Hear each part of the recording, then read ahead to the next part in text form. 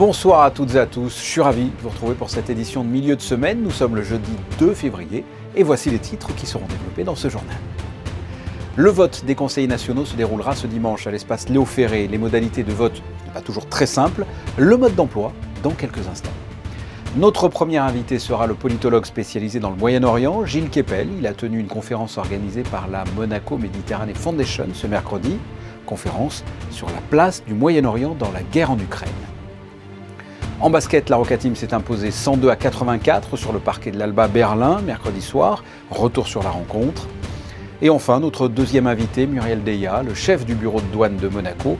Vous découvrirez ainsi le rôle d'un bureau de douane français situé dans un pays étranger. Cette année 2023 sera marquée par des élections nationales, dans 3 jours précisément, ainsi que des élections communales le 19 mars. Dans les deux cas, il est conseillé de prendre connaissance de plusieurs informations pratiques avant d'aller voter. Sandrine Nègre vous présente aujourd'hui celle qui concerne les élections des conseillers nationaux qui auront lieu dimanche. Les Monégasques ont donc rendez-vous ce dimanche 5 février pour élire les conseillers nationaux de 8h à 19h sans interruption. Pour voter, un seul lieu, l'espace Léo Ferré. Plusieurs documents seront indispensables, une pièce d'identité, carte d'identité ou passeport en cours de validité. Indispensable également la carte d'électeur qui a été envoyée par la mairie. N'hésitez donc pas à vous rendre à votre boîte aux lettres. Elle devra être signée obligatoirement. Concernant les accès, sachez que le stationnement des véhicules sera gratuit au parking public du centre commercial de Fontvieille. Les bus seront gratuits sur présentation de votre carte d'identité, de votre passeport ou encore de votre carte d'électeur. Dans la salle de vote, des personnes se tiendront à votre disposition pour vous guider. Je vous rappelle que ces élections auront pour base un scrutin de liste plurinominal à un tour avec possibilité de panachage. Gilles Kepel, politologue français spécialisé du Moyen-Orient, a tenu une conférence ce mercredi à la salle des Arts du One Monte-Carlo. Cette conférence organisée par la Monaco Méditerranée Foundation avait pour but de s'interroger sur la place du Moyen-Orient dans la guerre en Ukraine. Julia Vial a interrogé Gilles Kepel à ce sujet, entre guerre et crise énergétique. Voici leur entretien. Bonsoir à vous. Bonsoir. Alors la guerre en Ukraine opère une déstabilisation profonde du système international. Première question, quelles sont les conséquences directes de cette guerre pour le Moyen-Orient? Elles sont très importantes parce que la mer Noire qui borde le Moyen-Orient borde aussi l'Ukraine et la Russie. La Turquie a eu un rôle très important dans cette affaire. C'est la Turquie qui a réorganisé la sortie des céréales ukrainiennes sans lesquelles l'Égypte, la Tunisie, voire l'Algérie seraient mortes de faim. Et la Turquie aussi utilise sa position médiatrice, par exemple, pour refuser que la Suède et la Finlande entrent dans l'OTAN si elles ne font pas partir les irrédentistes kurdes qui sont sur leur territoire.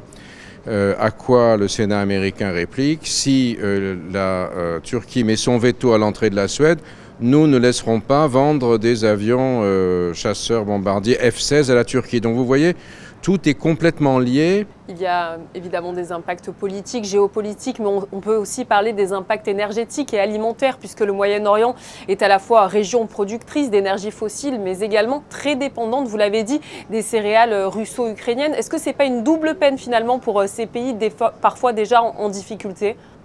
Alors pour ceux qui sont gros importateurs et qui n'ont pas de pétrole, bien évidemment, ou qui ont peu de pétrole, pour l'Égypte et la Tunisie, c'est très dur par exemple. En revanche, pour un pays comme l'Algérie, exportateur de pétrole et de gaz, surtout, ils ont fait cette année, en 2022, un chiffre d'exportation, surtout à destination de l'Italie, beaucoup plus élevé que les années précédentes. Et le Qatar également a vu le prix du gaz augmenter considérablement. Aujourd'hui, une grande partie de la richesse mondiale, des liquidités mondiales, qui est financière, pas seulement pétrolière et gazière, se trouve dans la zone du Golfe et du Moyen-Orient. Et c'est là que tous les investisseurs se précipitent en ce moment. Et quel regard porte la population du Moyen-Orient sur cette guerre entre l'Ukraine et la Russie ?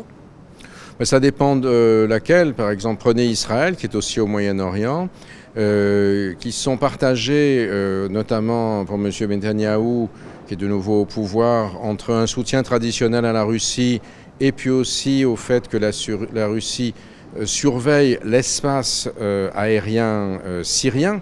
Et donc, tant que les Russes sont là, les Iraniens ne peuvent pas trop y faire ce qu'ils veulent. Et d'autre part, une population israélienne où vous avez beaucoup de juifs russes, mais aussi beaucoup de juifs ukrainiens qui font de très fortes pressions pour que leur pays livre des batteries antimissiles israéliennes à l'Ukraine pour se protéger contre les attaques russes. Donc vous voyez, tout ça est complètement variable. Dernière question, comment voyez-vous le conflit évoluer dans les semaines et mois à venir ? Je crois qu'il faut se reporter un peu à l'histoire de l'Europe aussi. Je fais cette conférence à Monaco à l'occasion de la publication d'un livre un peu différent de ceux qu'on connaît de moi habituellement, qui s'appelle Enfants de Bohème, qui est une histoire de mon grand-père tchèque, celui qui n'est pas de Gorbio, mais celui qui est tchèque, et qui a traversé l'Europe depuis l'avant-première guerre mondiale, est venu en France, a contribué à créer la Tchécoslovaquie à Paris, était à la Société des Nations l'entre-deux-guerres, a fui le Blitz à Londres, est revenu quand son pays était devenu communiste et est resté en France. On a oublié tout ça parce que nous avons vécu dans la paix depuis maintenant plus d'un demi-siècle, presque un siècle, même si la paix est une vraie froide congelée par le système soviétique. Et tout d'un coup, on revoit sur notre territoire européen les forces de la guerre. On le voit même ici avec tous les Ukrainiens qui sont arrivés à Monaco. Nous en avons même à Menton. J'ai un voisin ukrainien dans mon immeuble. Et donc tout ça est en train de faire revenir à la surface d'anciens flux, d'anciennes connaissances, de réécrire une histoire de l'Europe, une histoire conflictuelle de l'Europe, dont on croyait être sorti et qui aujourd'hui montre sa rémanence. D'où l'intérêt d'étudier aussi l'histoire pour comprendre notre passé et notre présent et notre futur. Merci beaucoup à vous d'avoir été sur Monaco Info. Merci à vous de votre invité. Étudier l'histoire pour comprendre le passé, le présent et le futur. Vous avez peut-être suivi en direct sur Monaco Info le match de basket d'hier au soir. Monaco se déplaçait à Berlin pour la 22e journée d'Euroleague. Une victoire assez logique, il faut le reconnaître, de la Roca Team, 102-84. Le résumé de la rencontre avec Yannick Debeuvert et Thomas Deus. Monaco est venu en capitale allemande avec le désir de retrouver le top 4 et c'est une mission réussie. Le premier quart-temps est très équilibré avec, comme attendu, un rythme très élevé qui correspond parfaitement à Berlin.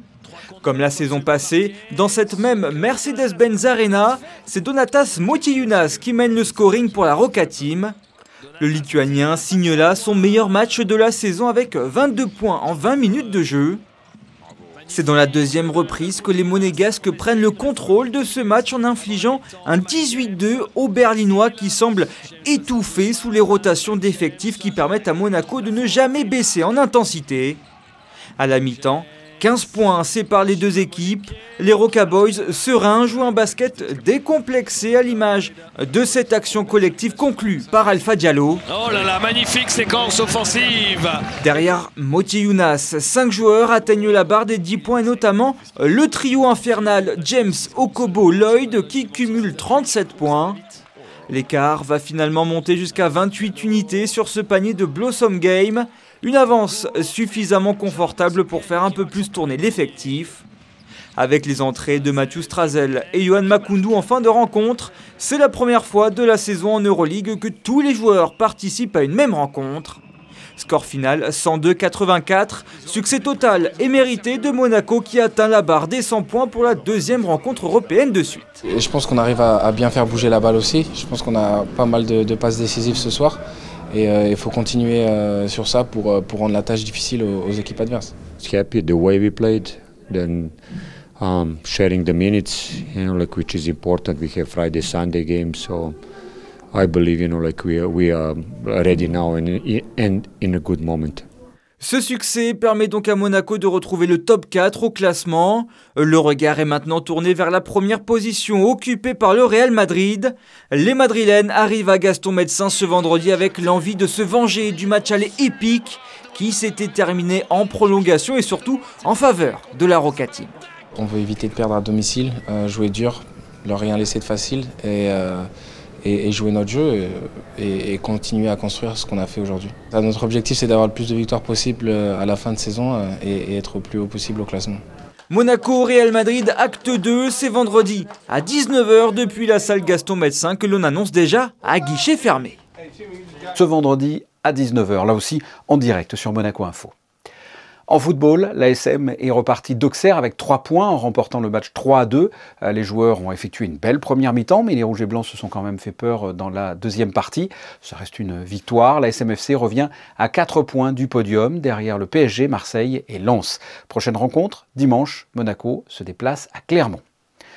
On s'en rappelle ou on en a entendu parler, la crise d'octobre 1962 avec des barrages aux frontières de Monaco. Les négociations franco-monégasques étaient alors complexes, mais ont abouti au final à un accord fiscal entre les deux pays. Qu'en est-il désormais de la douane entre la France et Monaco? Eh bien, sachez qu'il existe un bureau de douane français installé en principauté sur le quai Antoine Ier. Nous sommes avec la chef de ce bureau de douane, Muriel Deya. Bonsoir. Bonsoir.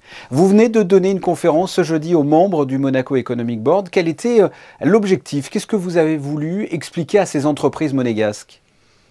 Le but de la réunion, c'était d'informer les opérateurs de Monaco, donc toutes les sociétés qui sont tournées vers l'international, que depuis quelques mois, depuis l'automne dernier, ils bénéficient d'un bureau de douane de plein exercice, 10 bureaux principaux. Cela veut dire que c'est un bureau qui est en capacité de leur délivrer toutes les autorisations, les agréments que la douane propose aux opérateurs. L'idée étant de leur permettre d'avoir, on va dire, des formalités, un dédouanement pour leur flux import-export du sur-mesure, hein, et de pouvoir avoir justement cette facilité, cette proximité pour accompagner de leurs logisticiens, pouvoir mettre en place toutes ces procédures à Monaco. Pour que l'on comprenne bien, vous êtes de la douane française et un bureau de douane français dans un pays étranger, en l'occurrence Monaco, c'est assez atypique, non?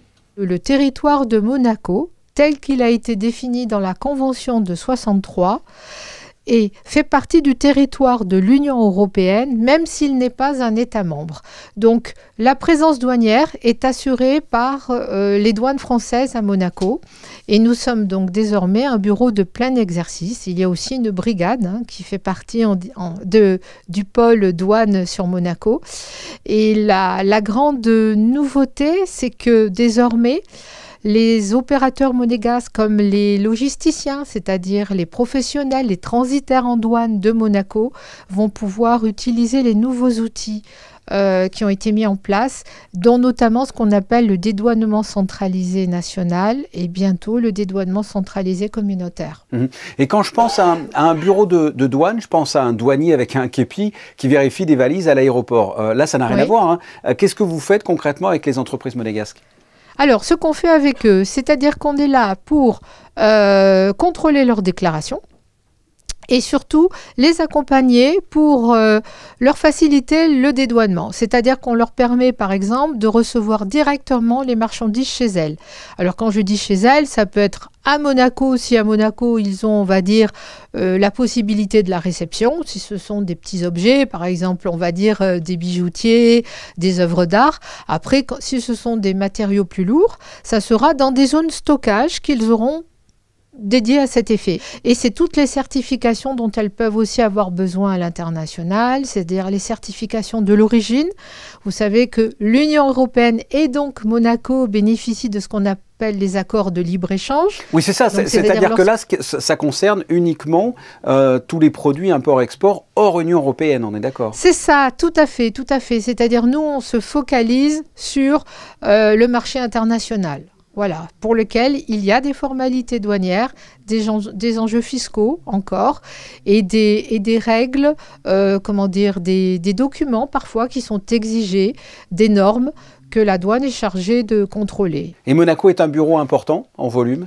Au niveau des déclarations en douane, on évolue, on monte petit à petit. On est arrivé cette année, en 2022, à 7000 déclarations. Par contre, c'est un bureau stratégique au niveau valeur, puisque nous avons eu en valeur déclarée, alors c'est 4 milliards 6 de valeur déclarée à l'import et 4 milliards 2 pour être très précis à l'export. Nous avons aussi, la douane a encaissé au titre des importations 1,5 million de droits de douane. 7,5 millions de TVA.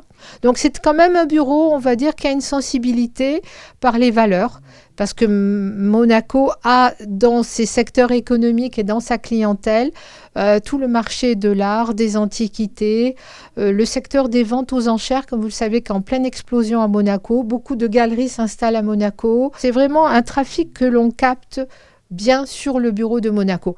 Vous avez un rôle conseil aussi, j'imagine? On est là pour effectivement sanctionner si l'opérateur n'est pas dans les clous, s'il ne respecte pas les réglementations. C'est souvent arrivé d'ailleurs que vous ayez à sanctionner? C'est assez rare. Parce qu'à Monaco, c'est vrai qu'on a beaucoup privilégié toutes ces années l'accompagnement, le contrôle en amont. Très souvent, ils nous sollicitent en amont. Ils veulent avoir notre validation avant de déposer les déclarations en douane. Donc en fait, c'est vrai qu'on fait un gros travail en amont, voilà, de conseil. Eh bien, on en sait plus sur le rôle et les missions de votre bureau de douane ici à Monaco. Muriel Deya, merci. Je vous en prie, merci à vous. Au revoir.